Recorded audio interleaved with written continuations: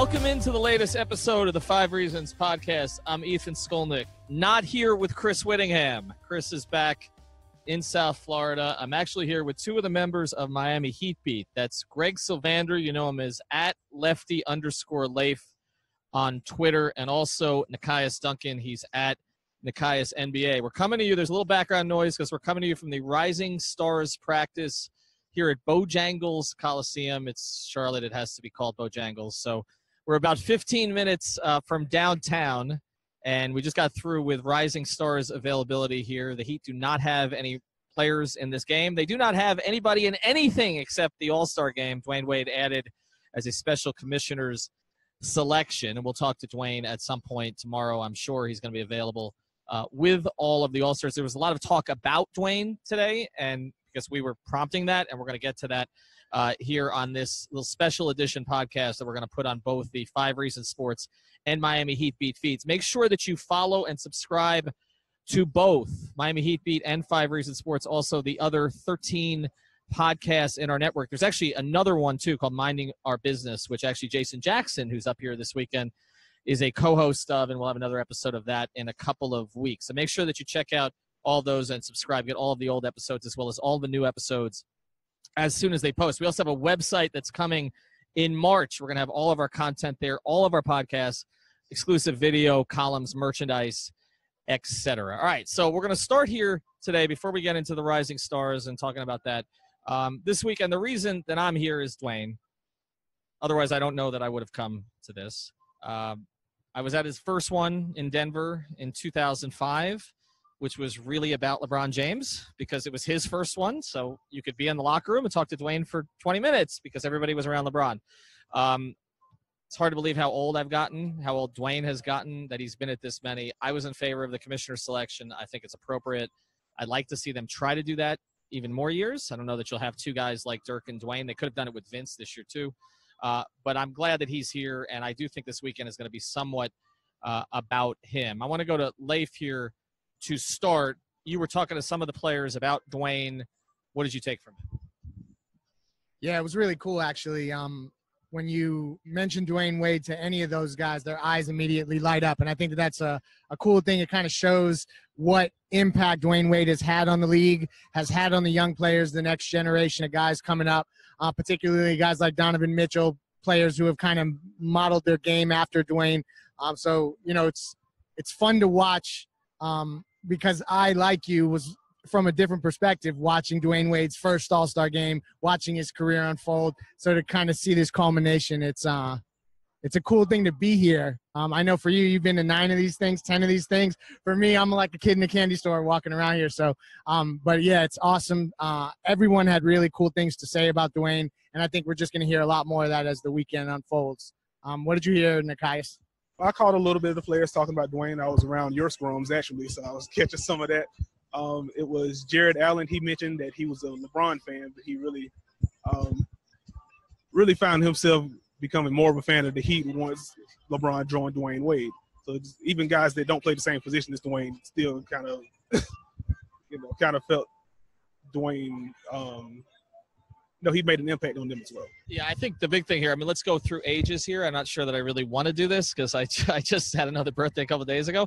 But I'm 46. I covered my first All-Star game in the year 2000, which was Vince in Oakland. And that's all anybody remembers from that game. That and Alonzo Mourning recruiting Eddie Jones in front of me in the locker room, which ended up happening that summer. So that was my first. I think it is 9 or 10. So I'm 46. You are 37. Nekias is? Go the hell away. Nekias is 24. So, it's 3 totally different perspectives on this. I covered Dwyane's drafting. I covered his first game in Philadelphia against Iverson, where Stan Van Gundy was a mental and emotional wreck before and after the game. And so that's my perspective. Your perspective, Leif, is kind of, being in sort of your 20s throughout Dwyane's career and witnessing all of that. Your perspective, Nekias, was diapers. So it's a little bit different here, but it is interesting to see how people react to him. I think one of the things that I'll be curious about this weekend, and we were talking about this a little on the side, is in Toronto 3 years ago, the whole weekend was Kobe. It was Kobe and minus 20 degrees. Like, that's all anybody was talking about. Charlotte doesn't have a natural hook, right? Like, I mean, both of you guys are from close to this area, live close to this area. But, I mean, there's Jordan being an owner, but the franchise itself, I mean, there's not a lot. It's not like when, you know, the All-Star game I went to in Houston a few years ago and they had the Legends Brunch and there's Akeem and there's Drexler and there's, you know, all the guys that they've had, right? Or Moses and everybody else. I mean, here, what is the history? It's Jamal Mashburn, you know, and right. Most of Charlotte's history, guys, is actually Heat history. I mean, it's most they ended up here at some point. So I'm just curious to see if this weekend turns into, you know, Dwyane and Dirk. And I'm going to throw this at Nekias, and I'll put you on the spot here a little bit. And this may not go over well. I put something on Twitter a couple weeks ago. Who has had the better career, Dirk or Dwyane? You know our audience. It was about 85% Heat for a while, and then the Dallas message boards got a hold of it. And Miami Heat beat was lazy as shit about this. And it got 7,000 votes, and Dirk won 54-46. So I know what Leif's going to say on this, so I don't care. I'm going to give this to Nekias. From a pure we can get into the off-the-court stuff and everything else and commitment to a team, and Dwyane gets a little black mark on that one because he left. Might have been Pat's fault, but the reality is Dirk was there the whole time. As a pure basketball contribution, Nekias evaluated. I think from like a cultural impact standpoint, I think you give it to Dirk just because of what he did for Germany and just in the international players in general. But on the court, I still go Dwyane. I always value two-way impact, and at his apex, Dwyane Wade was one of the best two-way players ever. He has the edge in hardware. Dirk got an MVP, but Dwyane has a Finals MVP. Dirk does as well, but 3 beats 1. I just think Dirk's longevity also needs to be taken into account. He's played very well for a long time, but Dwyane's peak was near Jordan levels. And I don't think Dirk's career kind of takes over that. Leif has an opinion. I don't know if I'm going to allow it. Go ahead. Dwyane Wade is just cooler than Dirk Nowitzki. Like, let's be honest here. Like, let's just get down to the bare roots of this thing. Like, D. Wade is D. Wade. He influenced pop culture in ways that Dirk could never. So I think on and off the court, Dwyane Wade is absolutely the more influential guy. But I'm not biased.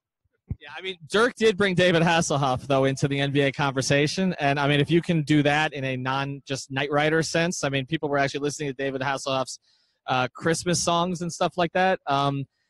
I think this, to me, it's a complicated question. I think from a basketball impact in terms of what they mean to the game, I actually give the edge to Dirk for the one reason that Nekias was touching on is that I do think Dirk – there was a period of time after Dirk where everybody wanted international players, right? Like, I mean, Dirk comes in, and he was a disappointment for a first year, and it looked like a total bust. And then because of Dirk, you had guys like, you know, Nikolai – I can't pronounce his name – Skidishvili and all these guys going in the top 10. I mean, Darko is a direct descendant. The reality is Dwyane Wade is with the Heat in part because of Dirk, because Darko goes second because there was a feeling that you could find that next international player. Then after Darko and those other guys, it went through a period where it's like you can't take an international player, and that's swung back. So I do think from that perspective, I do think Dirk gets somewhat of an edge. I think from an overall cultural perspective, Dwyane Wade has had more of an effect on culture. Dirk staying with one team the whole time is an advantage. Dwyane getting the 3 championships is an advantage for him.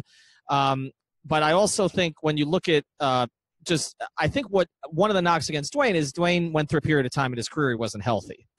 And also Dirk has an MVP. Dwyane should for 08-09, as even LeBron might acknowledge in a private moment. But I think it's close. I do think it's close. I think the other question is this. Dwyane Wade is sort of universally acknowledged as the 3rd or 4th best 2 guard of all time. So where is Dirk as power forwards go? Because is your list Duncan, Mailman, Dirk, Barkley? Where are we with that? Because I don't know if he's 3rd or 4th. Is he? Is he further down the list than that? I would probably have him. I want to say 4th. I actually go Duncan and KG, then Malone. Dirk and Barkley is kind of where I go back and forth with. So I think 4th or 5th for Dirk is where I would go with him. Yeah, and the one thing with Dirk, too, in terms of rankings, like the one thing you can say is he is the greatest shooting big man of all time. And like just having that particular acknowledgement, I think is an important part of when you're ranking him, just looking at how he changed the game in terms of having a 7-footer, able to spread the floor. And only one man was able to ever stop him, and that is Udonis Haslem. And was Riley ahead of the curve on this Euro thing? Because he did trade for Martin Mursep, if I remember correctly, right? Yeah, well, it was actually not just Mursep. It was Sasha Danilovic, who my daughter's named after. Hopefully she's not a chain smoker like Sasha was, because after practices you would see Sasha at the back. The Heat used to work out at LaSalle in Miami, which was always funny because the kids would have their recess, and then the Heat would walk in as the kids were running out. And that was also when Riley was running practices. So we would sit in the little lobby in LaSalle and wait for 9 hours after they would lose to the Knicks on national television, and we would order pizza and wait for them to come out. But Sasha Danilovic would be out in the back in this, this Catholic high school in down by Vizcaya, chain smoking. I don't know how that fit with the Heat's conditioning program, but yes, it wasn't about the culture then at that point, because they had players. But yeah, so it was. I mean, Zoe was the culture essentially. That was the embodiment of it. But so yeah, that was Danilovic was his first, and then Mursep, and then it was over with. Like then it was like we're not even looking at international players anymore. We have no interest in them. They weren't even scouting them. In recent years with Camera and Adam Simon traveling around, that they have actually scouted and they've liked a lot of foreign players. They love Luka. And with good reason. There was no way they were going to get up there to get him. But so yeah, but I do think when the Dirk versus Dwyane debate, I think what is kind of cool to me about it is when you go back to 2011, there wasn't a lot of love there. Like, I mean, you those press conferences and the fake coughs and everything else. I mean, there was not a lot. And it's funny to me how Dwyane's image has evolved. To sort of go from the very beginning. So 2003, until Shaq comes, he was kind of Miami's sort of overlooked young star. He was in the shadow of LeBron and Carmelo, who he's had a much better career than, by the way. And so he was kind of in the shadow. And then it was, he's the guy Shaq wants to play with. And then there was him coming into his own, and I thought he went through kind of a period where, I'll be honest, I didn't like him that much. Like 2005, 2006 was Shaq's influence. Like, it was all about the off-the-court stuff. He was a little chippy with the media at times. It was kind of finding his way. Like, whereas he'd been great the first 2 years. Then there's kind of, the darkness period where, they bottom out. He's alone. And he never spoke out until, and I was in Boston 2010, after that game, and Beasley couldn't figure out in the locker room why he was benched, okay, after that game, and Dwyane says, I need help, okay? And there was the transition. And then there was him kind of becoming a villainous figure with the Big Three teams to everybody around the country. I was asking a lot of the young guys today about the Big Three and what they remember, and a lot of them, they say the decision, right? And the decision and Dwyane orchestrating it and everything else. And this really negative period. And I think he was actually surprised. I traveled with the 2015-16 team, and that was the first time where it was like everywhere Dwyane Wade went, except Dallas and Boston. Everywhere he went, he was cheered. And he would tell me after the locker room he was surprised. Like, he didn't expect that to happen. And the Big Three guys used to make fun of him. Bosh and LeBron, I remember us being in Toronto the day that Bosh egged on the crowd. And they cracked on Dwyane after the game because they're like, they love you everywhere. But it really wasn't true. They really didn't. But it sort of happened 15, 16, more of an appreciation. And I think it's ridden the coattails a little bit of Kobe, because I think sort of the reaction that Kobe got, and Dwyane's not as polarizing, not as famous, but not as polarizing as Kobe. All right, let's transition a little bit, guys, to the Heat at the All-Star break, because I feel like they're kind of a forgotten team here. Like, they don't have, other than Dwyane, they don't have any representation. They were supposed to have Derrick Jones Jr. They didn't. They don't have anybody in the Rising Stars game. It was hard to make a case for Bam when he can't even get minutes on his own team. And so I feel like there's like 25 teams in the league that are more interesting to people right now. Like, they're either the teams that are contending, or there's like, wow, Sacramento's fun all of a sudden. Like, how the hell did that happen, right? And I just feel like they're in this dead space where we've gone from center of the universe to nobody cares. Is Pat still running it? I feel like that's kind of where we are. As a Heat fan, more than a Heat analyst. What is your feeling about where the organization is here in totality at the All-Star? It's not fun. It hasn't been fun. And I think you kind of hit the nail on the head on all points that we are kind of in no man's land. And that's a tough place to be because normally from the perspective of a fan of the Heat, we haven't spent much time there. But the rest of this season for me really is about watching Justice develop, watching Josh, hoping Bam gets as much minutes as possible. Obviously, the exit of Dwyane every moment these last 25, 30 games of Dwyane Wade, hoping for a playoff spot. But there's an interesting thing with Heat fans where because the West Coast, the Western Conference is so good, if the Heat make the playoffs, they end with, the 15th pick? Whereas if they miss the playoffs and they're the 9th seed in the East, they could dramatically go up the rankings of draft pick order. So from a fan's perspective, I selfishly kind of want to get closer to the top so that you have the ability to get one of these game-changing, transcendent players. So there may be a small part of me, and this is going to go against Heat culture, that I may want to miss out on the playoffs as a 9 seed, personally, as a Heat fan. We'll get back to today's episode of the 5 Reasons Podcast in a second, but first I want to tell you about one of our great sponsors, and that is Doral Toyota. Doral Toyota, where you can find all your favorite Toyota models, whether you're looking for a new, used, or certified pre-owned vehicle. Doral Toyota is located at 9775 Northwest 12th Street, just a few blocks from International and Dolphin Malls. I've been there before. It is a fantastic location. Experience the Doral difference, which means 4 years complimentary maintenance and roadside assistance on all new vehicles. In-house financing is available for credit-related issues. If you mention 5 Reasons when you call 305-680-1129 or come in the dealership, you will work with a dedicated manager, not a salesman. Unlike other dealers, Doral Toyota prides itself on an honest and transparent buying process. That's Doral Toyota, DoralToyota.com, or stop in at 9775 Northwest 12th Street. Vamos, let's go, Doral Toyota. Yeah, Nekias, is that at this stage? I mean, are we all in agreement they can't win a first-round series, right? Just nod. Okay. Right, okay.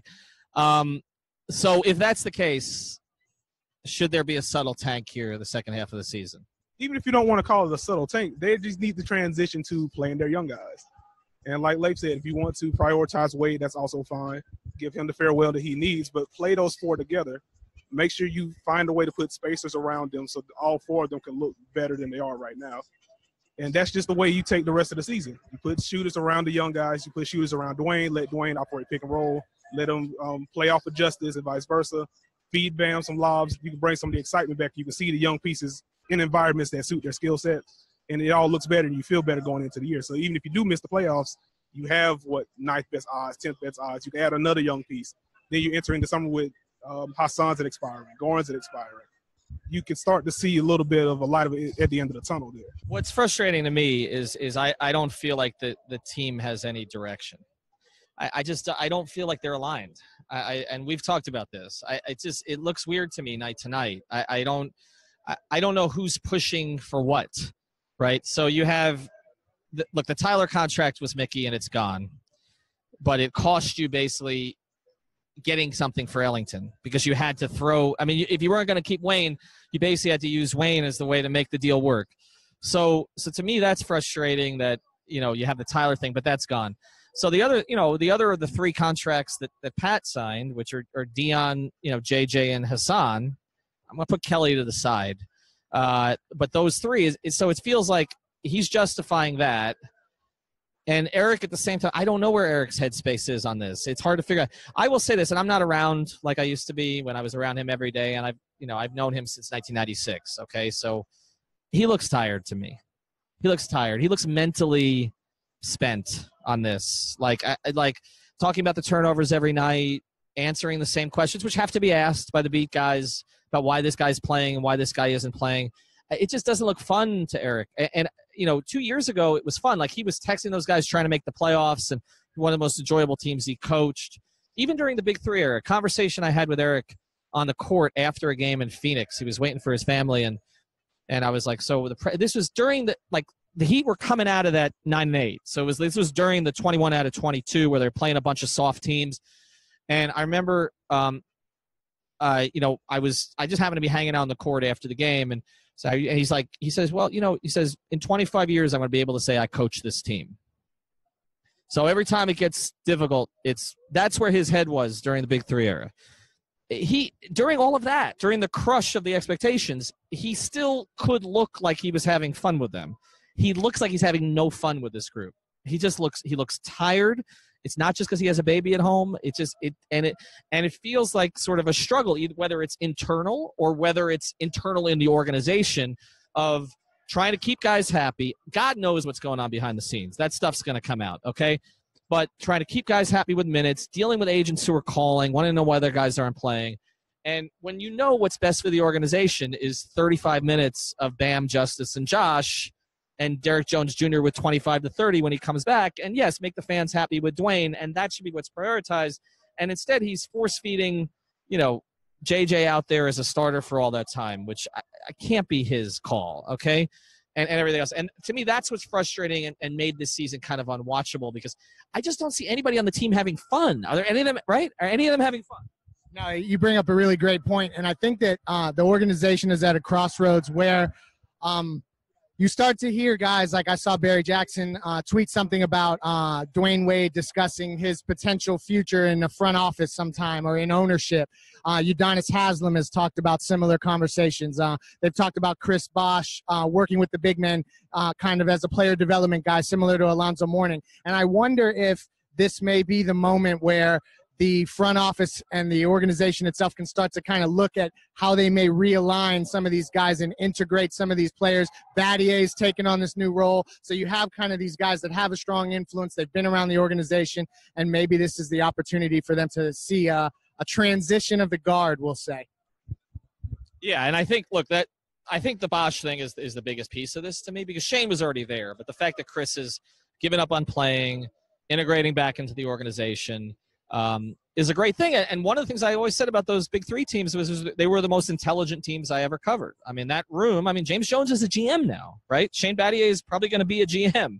Chris Bosh could be a GM, right? That was one of the most intelligent rooms you'll ever be around. LeBron and Dwyane are probably going to be owners, okay? Like that's the Big Three executive tree is going to be bigger than Pat Riley's coaching tree for sure because that's basically just Stan and Bizdelic, right? That's it. And Bizdelic did leave on happy terms. So Mark Ivaroni. I guess we could throw in Mark Ivaroni. He had a cup of coffee with Phoenix. But, yeah, I think it's great that they're getting all these guys integrated. But I also feel like, to a certain degree, I'm not saying that the Bosh thing is about anything, but I feel like the Heat are in a place where they have to stage stuff now. So it was really disappointing to me. I'm at Dolphins camp. They're introducing their head coach. Brian Flores is being introduced at 4 o'clock. It was not a surprise. It was announced the night before. We knew we were going out to tape out there. This is the Dolphins' day. And the Heat put out their Chris Bosh jersey retirement thing at 3:20 in the afternoon, 40 minutes before, which, A, is just dumb marketing, which is not what the Heat do. It got buried because you're introducing the head coach to the other team in town. And 2, it felt like something the Marlins would do. Like, right? Like, it didn't feel like something the Heat would do. Like, give Chris Bosh his own day and let the Dolphins have their day. And there's been a lot of that stuff, the Vice stuff, the constant culture, the constant during games. I feel for Will, who's a friend of mine, but, like, every game we got to interview 2 season ticket holders, right? It's just like the Heat should not be here. This is a team, a franchise that basically fired their season ticket staff because they didn't need them anymore. When the Big Three signed, they were gone in a week. It's like the tickets sold themselves, right? And it's a strange place. So I guess the big question becomes this, and I'll go to Nekias on this. If they're basically positioning, Pat has talked a lot about wanting to put a front office together. When I talked to him about it after LeBron left, and he mentioned all the names he had, Andy and Adam Simon and Chet, who's now kind of moved to the side, and everybody else they've had, Spo and obviously Nick and Mickey, etc. And then Shane was added. So I guess from somebody who is not a Riley lifer like Leif is, or somebody like me who has been chewed out by him, where he had to bring up that I said that he wouldn't make the finals after his trades in the 2005 offseason, and first thing he said at a press conference, he saw me at the front row and said, "We made it." After they beat Detroit. Okay, I have still have the video of that. But as somebody who grew up as a fan of the team, who doesn't have the association with Riley on the Lakers or even Riley on the Knicks, which is a team that I grew up rooting for, is it time for Pat to go? I would say so. I think it's time for kind of an infusion of newer thinking. I think, especially looking back to like the mid-2000s up until they assembled the Big Three, like flexibility was a big part of what Pat wanted to do. And to see him go away from that and to take those gambles on Deion, on JJ, instead of giving them, say, 2-year deals to maintain the flexibility he would want to have to go star hunting, it just feels like that kind of a lost step seems to be a bit of a sign. And like you mentioned with Spo, it doesn't seem fun for him. It's hard to put much stock into Riley as far as like his press conferences, the way he's kind of galvanized this group. He make a statement, drop the hammer, and you feel like, okay, so maybe we shouldn't doubt Riley. We don't have that feeling anymore. At least I don't. That's not to say he's a bad guy or that his career is overrated or anything like that, but it just feels like this is the natural time for him to take the step back, hand the reins over to Nick Harrison or Shane Battier or Spo, give him more power so Spo can kind of mold the roster that he wants. So he won't look as stressed as he's looking on the sideline trying to juggle the rotation that he has to juggle. I think Riley has done more than enough for the Heat, more for the NBA in general. Just his career is legendary as a coach, as an executive. I think this kind of feels like the point where he should take the step back. Hello, friends. This is Josh Appel from Smart Your Territory. And I'm Mr. Bill 11. And we are officially on the road to WrestleMania. It is point at the WrestleMania sign season, Bill. If you need to get to WrestleMania, we can be your Uber drivers on the road to WrestleMania. I mean, what? You ruined it. You ruined it. I like it. I think we could make some money doing that. WrestleMania season is here. Stick with us here on Smart Your Territory, the 5 Reasons Sports Network's pro wrestling podcast. Yeah, you mentioned the press conferences. It's interesting to me. He didn't talk to the media after the trade deadline, and I cannot remember a trade. He used to talk after they didn't make a trade, and this time they made a trade, no conference call. Now, the team was on the road, so there wasn't going to be a press conference, but that really surprised me. I was accustomed to him always after the trade deadline that he talks. I think you go back to the 2 press conferences that, to me, shook me a little bit about where he is. The Get a Grip press conference was great theater. I loved being there, but really not strategically smart. I communicated with people associated with LeBron immediately afterwards, and they were angry about it. Most angry about Pat revealing that LeBron's wife was pregnant, which just kind of it was just a slip, but it was like they were not down with it, and it seemed confrontational in a way that – now, maybe LeBron had made his mind up. I know there are people in the organization who feel that way. But at that time, the people high up in the organization I were talking to thought LeBron was coming back. They thought he was coming back until the very, very end. And so that one. And then the second one was the smiling faces with hidden agendas one, where – and I think a lot of that has led to this. I think there was some revenge taking or – need for validation that's played into Riley's decisions in the last few years that were not consistent with what he'd done over the course of his career. He was always able to cut bait and move on, okay? I mean, he stayed with the Zoe Timmy MASH team a little too long, and he got banged on that. He was sentimental about it. But when there was a time to make a big splash, they went after McGrady. They went after Hill, okay? They tried, and then they ended up with Eddie and Anthony Mason and Brian Grant, whatever, and then Zoe got sick, and we'll never know, okay? That team might have won a championship. Who knows? And so he's had an incredible career. But I do feel like lately a lot of it has just been to prove you could win without LeBron, to prove it wasn't Dwyane that put the team together, to prove this, putting out a press conference when you sign, bless his heart, I love this guy, Luol Deng, and saying it's one of the biggest signings in Heat history. It's just not – this is an organization, this is an executive, this is a coach who was above all of that. And it has seemed like he was the king of Team Petty for a little while. And I think it got them caught. I think it got them caught in 17 because it got them caught with Tyler. They felt they had to give money to someone. I know that was mostly Mickey.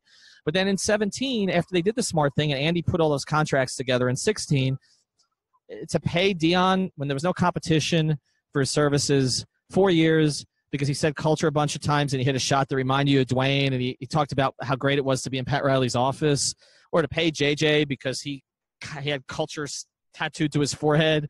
Like, it just was, the Heat Lifer slogan, which they were upset at me for getting on them for that. But you can't do Heat Lifer because they're not always going to be lifers. And then Dwyane wasn't a lifer, right? And so and Zoe left. Okay, I mean, came back. So I think he's got caught in that stuff, and now it's like, yes, now they're trying to smartly dig out of it, but it's too late for now.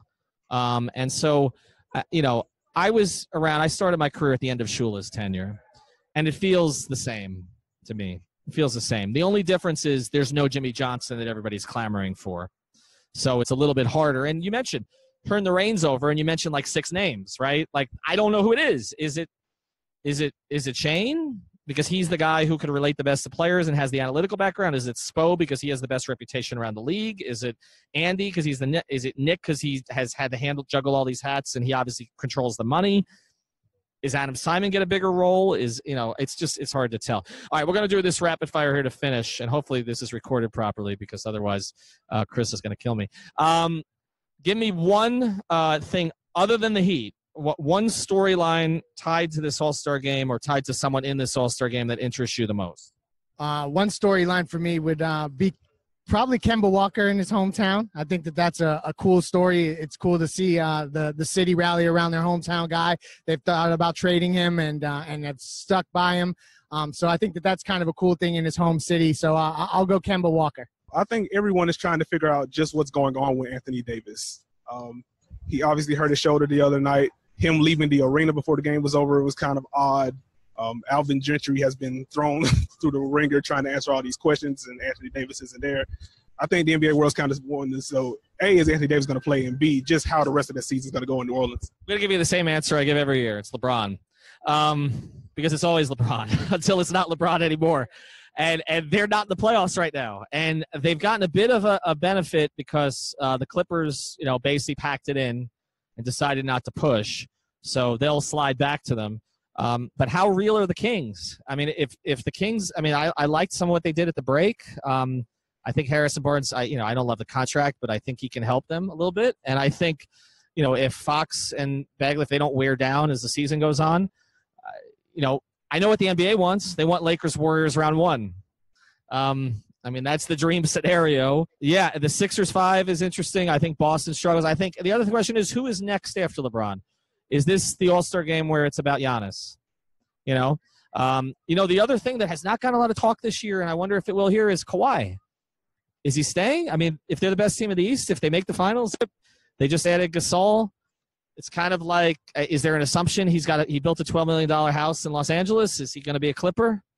That one, and then always the other one is KD, and we'll see that tomorrow. He's going to get snippy with the media because he has been lately. He kind of has to talk here. He's been really engaging here some years. I don't think this is going to be the year he is. So we're witnessing, is this the crumbling of a dynasty? This is year 4, right? Not for him, but year 4. And that tends to be when it happens. It's when it happened for the Heat. It's when it happened for Cleveland's sort of mini thing up there. Jordan's Bulls is tougher to say because it was 3 and then it was 3. But Detroit, if you look at Detroit's team too, there was basically a 4-year run there, the Billups-Hamilton team. It's about 4 years is about the length of time. So I'll be curious to see how much conversation. Draymond's not here, so you won't get the best quotes out of it. But Clay's going to get asked. And I think it's pretty clear KD's gone. I just think it's a question, is it one of the New York teams or is it one of the LA teams? It's pretty clear his Rock Nation is his representative. They're going to want to be in one of those 2 cities, and I think that was where it heads. All right, so hopefully this recorded. Hopefully you enjoy it. Again, check out our feeds, Miami Heat Beat and 5 Reasons Sports. We'll all be back in town next week. If we get special interviews, we will either put them up this weekend or go from there. They just rang the buzzer on us. It's time to go.